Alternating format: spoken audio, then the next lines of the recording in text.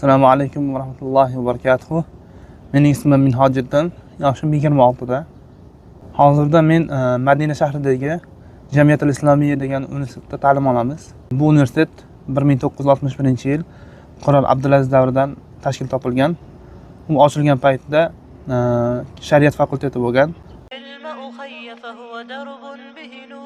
به ترقى به تحيا عالما حرا فخور اطلب العلم أخي فهو درب به نور به ترقى به تحيا عالما حرا فخور اطلب العلم أخي فهو درب به نور به ترقى به تحيا عالما حرا فخور سل إماما عاش في العلم دهورا ودهور يطلب العلم ببذل حتى ضمته البحور سل إماما عاش في العلم دهورا ودهور يطلب العلم ببذل حتى ضمته البحور صابرا في العلم صبرا حتى سموه الصبور يخرج العلم بفأل مثل ريحان الزهور Madinaga kelish tarixi o'zgacha bo'lgan. Biz Rossiyada o'qib ishlab yurgan paytimizda bu universitet haqida eshitganmiz. Keyin shunga harakat qilib, dokumentlarimizni to'plab topshirganmiz. Alhamdulillah 1 yil mobaynida qabul bo'ldik.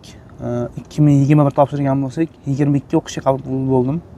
22 keldik o'qishga. Qabul bo'lish tarixi Rossiyada ishlab yurganimizda Telegram gruppamizda xabar keldiki, Madina Islom universiteti talabalarni qabul qilishni boshladi deb. Gruppaga kirib qarasak, uje qabul qilinganlar ismi yozilgan ekan. Uning ichida meni ham ismim bor ekan. Va saytga kirib qarasam, qabul bo'ldi deb chiqqan. Keyin o'zimiz vatanga qaytib, vizani olishga harakatni boshladik. O'zimiz poytaxtga borib, dokumentlarni to'plab, vizani olgach, keyin universitet saytiga vizani oldik deb joylashtirgandan keyin universitet bizga bilet chiqarib berdi. Madina shahriga kelganimizda universitet xodimlari avtobus bilan bizni kutib oldi. Biz kelgan paytda karantin vaqti bo'lganligi uchun biz to'g'ri karantin xonasiga olib keldi. Keyin talabalik raqamini berishdi. Bu yoqqa kelgandan keyin ham bir sira doktorlarni ko'rikdan o'tdik. Tekshiruv bo'lar ekan bir sira baribir. Keyin yotoqxonaga joylashtirishdi bizni. Keyin shunday qilib o'qishni boshladik. Alhamdulillah, hozirgi kunda yaxshi o'qishlar. Men Saudiyaga o'qishga kelgan paytimda arab tilini bilmasdim. Shu 1-2 so'zlarni ila bilasdik. Bu universitetda 2 yillik arab tilini o'rgatishlik kursi bor ekan, mahad deb qo'yiladi. Ana shu yerda o'qidik. Bilmaganlarga juda ajoyib usullarda shu arab tilini o'rgatar ekan ustozlar. Tabassum qilib, hadyalar berib, tushunmaganlarga o'sha rasm orqali mana bu manaqa bo'ladi deb o'rgatar ekan. أي واحد أختار من هذا؟ نعم. القضاء. خاف المدرس. وخاف الطلاب. خاف المدرس. فإذا اعتمد على القرآن وعلى السنة وعلى كلام الصحابة وعلى كلام التابعين ويرجع إلى اللغة العربية يكون عالما باللغة العربية ويفسر هذا يسمى تفسير ماذا؟ بالرأي ماذا؟ محمود. لكن bo'sh vaqtimizda sport bilan shug'ullanamiz. Futbolmi yoki zalga chiqib shug'ullanamiz. Va kechki payt taomlanib, keyin ertagalikka yana tayyorgarlik ko'ramiz. Universitetda 2 yilda bir marta shu o'tgan jahon chempionati bo'ladi, davlatlararo futbol musobaqasi. U yerda hamma mamlakatdan odamlar keladi. Ajoyib o'yinlar bo'ladi. Bitta futboldan emas, boshqa sportlardan ham katta-katta chempionatlar bo'ladi bu yerda. Vellik bo'lsin, basketbol, tennis, hammasida musobaqalar bo'ladi bu yerda. O'qishgandan keyin universitet talabaga yotoqxona beradi. Yotoqxona 2 xil bo'ladi. Universitetning ichkarisida bor, universitet tashqarisida bor. Tashqarisidagi universitet yotoqxonaga universitet avtobus qo'yib qo'ygan. Avtobusda olib borib olib keladi. Shu o'rindan yangi qabul bo'lib kelgan talabalarga tavsiya, yotoqxona olgani shoshilmas kerak. Chunki shoshiladigan bo'lsa tashqaridan berib yuborish mumkin. Tashqarida ham o'ziga yarasha sharoitlari bor, yaxshi, juda zo'r. Arablar bilan yashaysiz. Arablarning urf-odatlari bo'ladi. Ko'p narsalar joylashgan. sharoitlari yaxshi u yerda ham. Faqat bitta minus tarafi o'qishga borib kelish masofasiga uzoq. يا طالبا للعلم يرجو نفعه اسمع نصيحة ناصح معواني أخلص لربك في أمورك كلها فالمخلصون هم أولو العرفان فالجهد في جمع العلوم يضيع إن حل الرياء دواخل الإنسان وعليك بالخلق الكريم مع التقى وعليك بالأدب الرفيع الشان. Payg'ambarimiz ham Madinaga ko'chib kelganda Madina ahli mehmondo'st bo'lgan. Madina odamni o'zini shunisi bilan tortar ekan, mehmondo'st bo'lar ekan.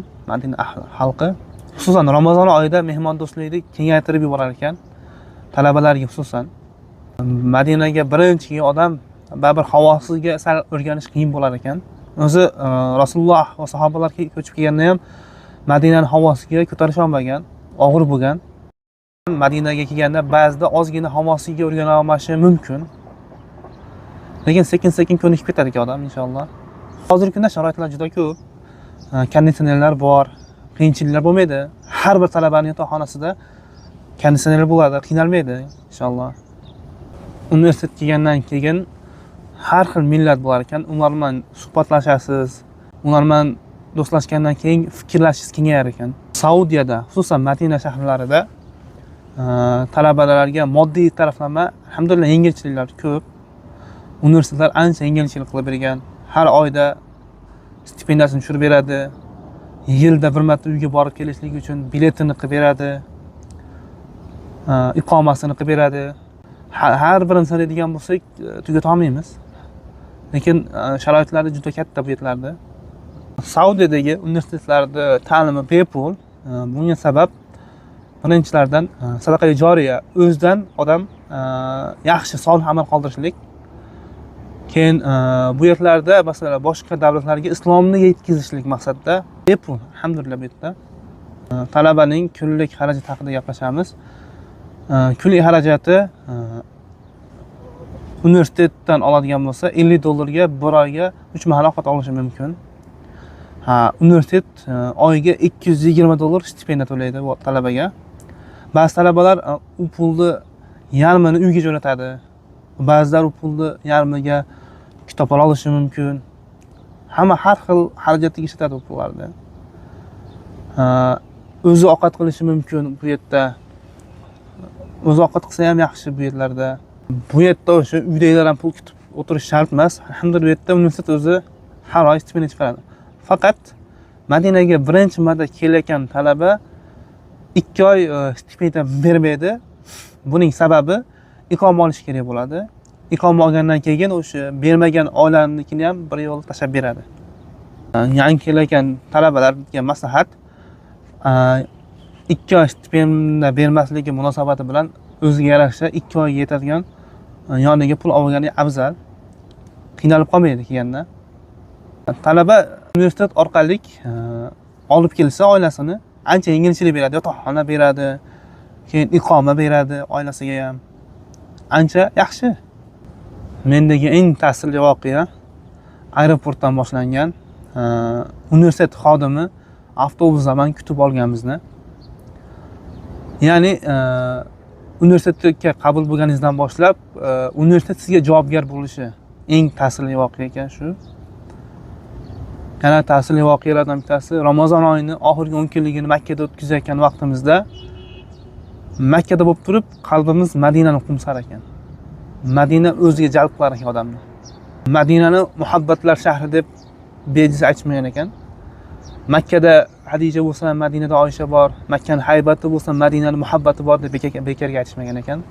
Saudiyada o'qishlikning afzallaridan bitta ustoz boshqa fandan dars bermaydi. Bitta ustoz Qur'ondan dars berdimi?